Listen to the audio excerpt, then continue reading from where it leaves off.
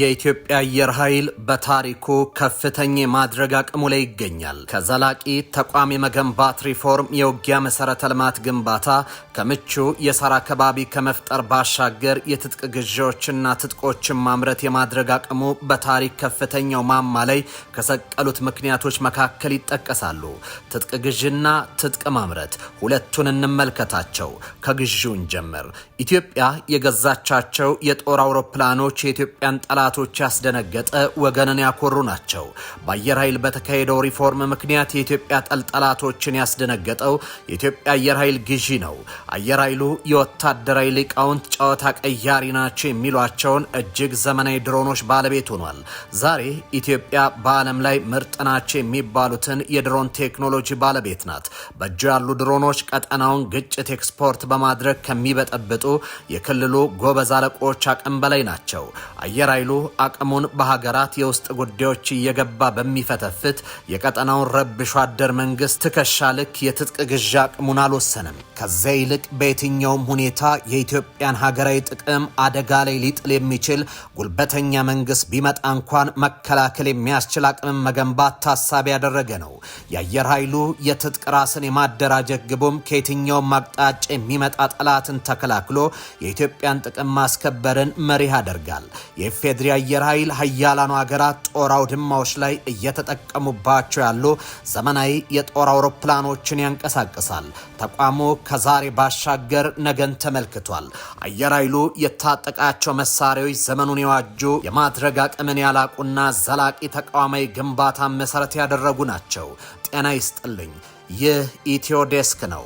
ሰላምታችን በያላችሁበት ይድረስ እያለን የኢትዮጵያን አዳዲስ የጦር ግዢዎች እየቃኘን አብረናችሁን ቆያለን። አብራችሁን ቆዩ።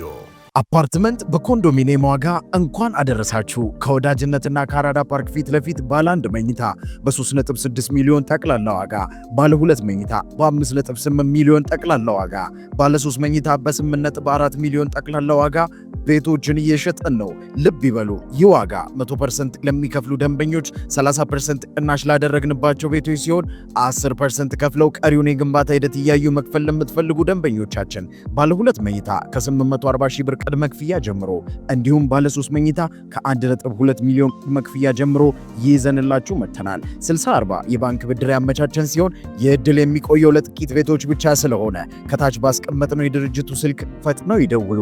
ሜሪት ፕሮፐርቲ። ኢትዮጵያ 2 አዳዲስ ሚሳኤሎችን ታጥቃለች። ሚሳኤሎቹ ቻይናና ቱርክ ሰራሽ ሲሆኑ በቀጣይ ወር በሚደረገው የአየር ትርኢት ላይ ይፋ ይደረጋሉ ተብሎ እየተጠበቀ ነው። የኢትዮጵያ አየር ክልል አደጋ ውስጥ ነበር። በህወሓት ምክንያት የኢትዮጵያ አየር ክልል በተደጋጋሚ ተደፍሯል።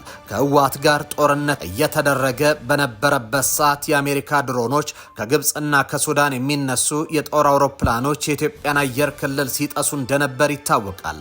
ይህ ሆነው የኢትዮጵያ ጠንካራ አየር መከላከያ ስርዓት ስላልነበራት ነው። አሁን ኢትዮጵያ ይህን አቅም እንዳገኘች በወታደራዊ ትርኢት ላይ ልታረጋግጥ ተዘጋጅታለች።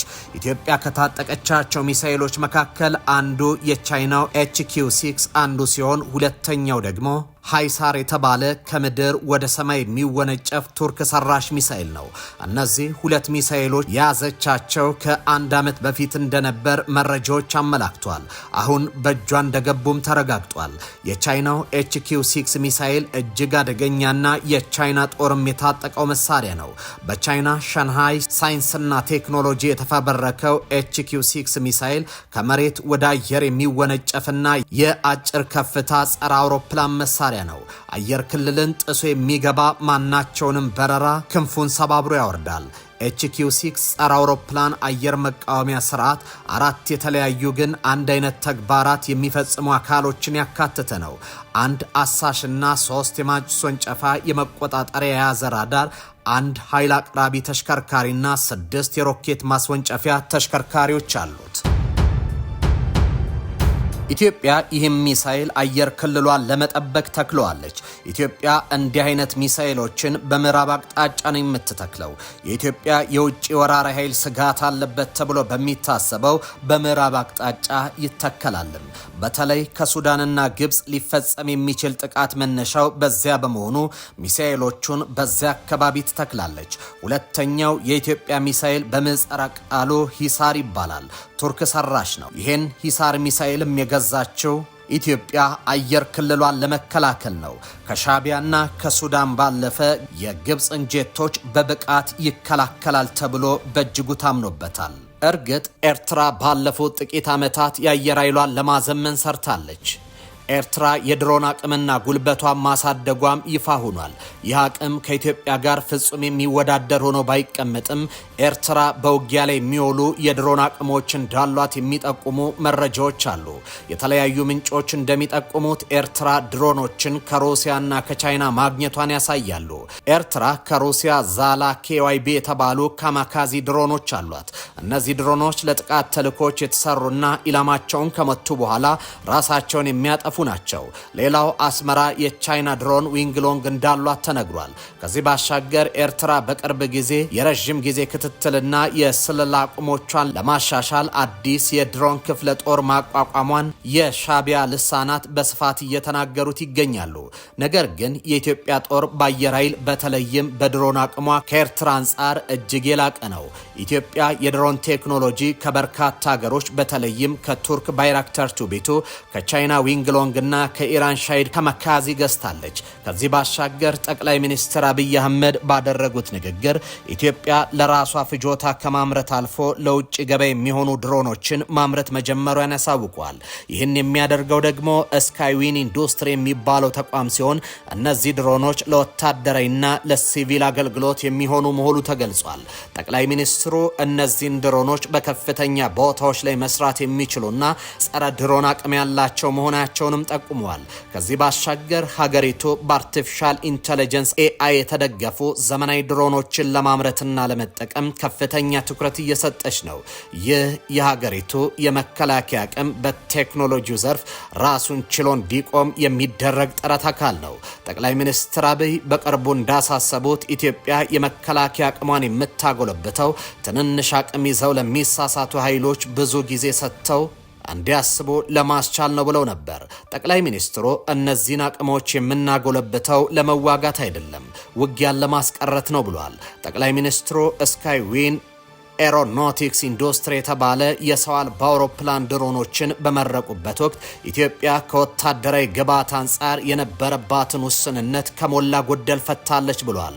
ጠቅላይ ሚኒስትሩ ለዚህ በማሳያነት የጠቀሱት ሀገሪቱ ጥይት ከመግዛት ወጥታ በሆሚቾ ፋብሪካ አምርታ ለሌሎች ሀገራት የምትሸጥ መሆኗን ነው። እንደ ጠቅላይ ሚኒስትሩ ገለጻ ኢትዮጵያ ወደ ጦርነት በገባችበት ወቅት እነዚህ መሳሪያዎች በራሷ ገንዘብ ለመታጠቅ ያደረገችው ሙከራ መሳካቱንና ግዥም ከጀመረች በኋላ የነበረው ሂደት ቀላል እንደነበር አስረድተዋል። ድሮን ገዝተን ለመታጠቅ የምንፈልገውን አይነት የምንፈልገውን ቅርጽ መግዛት እንዳንችል ሻጮች ሌሎችም ጫና ያሳድሩብን ነበረ ሲሉም ተደምጧል። በኋላ ተሳክቶልን ድሮን ገዝተን መታጠቅ ስንችል አጠቃቀሙን በፈለግነው ልክ ኦፕሬት ማድረግ በራሱ ፈተና ነበር ሲሉ ጠቅላይ ሚኒስትሩ በወቅቱ የነበረውን ሁኔታ አብራርተዋል። ከጥቅምት 2013 ዓ.ም ጀምሮ ለሁለት ዓመት በተካሄደው የሰሜን ኢትዮጵያ ጦርነት ወቅት ኢትዮጵያ በቻይና ኢራንና ቱርክ የተሰሩ ሰው አልባ አውሮፕላኖችን ስትጠቀም መቆየቷን በጉዳዩ ላይ ጥናት የሚያደርጉ ዓለም አቀፍ ተቋማት የወጧቸው መረጃዎች ያመለክታሉ። ኢትዮጵያን ከኤርትራ እንድትልቅ የሚያደርጋት በቅርቡ እጇ የገቡ ድሮኖች ናቸው። በተለይም ባይራክታር አካንቺ በአየር ላይ 5500 ኪሎ ሜትር መብረር ሲችል በዋጋ ከባይራክተር ቱቢቱ በ4 እጥፍ ይበልጣል። በዚህም የአንድ ዋጋ ከ20 ሚሊዮን ዶላር በላይ ወጪ እንደሚወጣበት ነው የተነገረው። እንደ ወታደራዊ ተንታኞች ገለጻ ከሆነ ይህ ድሮን ኢትዮጵያን ጨምሮ በዓለም ላይ በስፋት ጥቅም ላይ ያለው ባይራክተር ቱቢቱን ተከትሎ ተሻሽሎ የተሰራ ነው። አምራቹ ባይራክተር እንደሚለው አካንቺ የተባለው ሰው አልባ አውሮፕላን ተዋጊ ጄቶች መፈጸም የሚችሉትን መከወን ይችላል። ሰው አልባ አውሮፕላኑ ከሰማይ ላይ ሆኖ በምድር ላይ ያለ ኢላማን ከመምታቱ በተጨማሪ በአየር ላይ ውጊያ፣ አየር ላይ ሆኖ አየር ላይ ያለ ኢላማን የመምታት ብቃት አለው። ከባህር ጠለል በላይ 14 ኪሎ ሜትር ከፍታ ላይ መብረር የሚችለው ይህ ድሮን እስከ 24 ሰዓት ያለማቋረጥ አየር ላይ ከመቆየቱ በተጨማሪ እስከ 370 ኪሎ ሜትር በሰዓት ይከንፋል። ባይራክተር ከሚያመርታቸው ሰው አልባ አውሮፕላኖች መካከል አካያንቺ ትልቁና የመጨረሻው ምርቱ ነው። ኢትዮጵያ በሰው አልባ አውሮፕላን ግዢ ከቱርክ ከድሮን አምራቹ የዋና ስራ አስፈጻሚ ጋር መልካም የሚባል ግንኙነት እንዳላት ይታወቃል። ኢትዮጵያ በሰሜን ኢትዮጵያው ጦርነት የቱርኩ ባይራክተር ቱቢቱ ድሮንን ጨምሮ ሰው አልባ አውሮፕላኖችን በትግራይ አማጽያን ላይ መጠቀሟ የኃይል ሚዛን ለውጥ ማምጣቱ ሙን ነው። በዚህ ስሌት ስንሄድ ኢትዮጵያ በኤርትራ ላይ ፍጹም የሆነ የበላይነት እንዲኖራት ያደርጋል።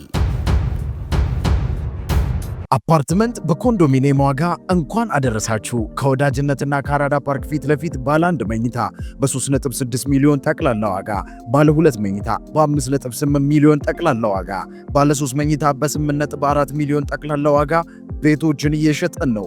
ልብ ይበሉ፣ ይህ ዋጋ 100% ለሚከፍሉ ደንበኞች 30% ቅናሽ ላደረግንባቸው ቤቶች ሲሆን 10% ከፍለው ቀሪውን የግንባታ ሂደት እያዩ መክፈል ለምትፈልጉ ደንበኞቻችን ባለ 2 መኝታ ከ840 ሺህ ብር ቅድመ ክፍያ ጀምሮ እንዲሁም ባለ 3 መኝታ ከ1.2 ሚሊዮን ቅድመ ክፍያ ጀምሮ ይዘንላችሁ መጥተናል። 60/40 የባንክ ብድር ያመቻቸን ሲሆን የዕድል የሚቆየው ለጥቂት ቤቶች ብቻ ስለሆነ ከታች ባስቀመጥነው የድርጅቱ ስልክ ፈጥነው ይደውሉ። ሜሪት ፕሮፐርቲስ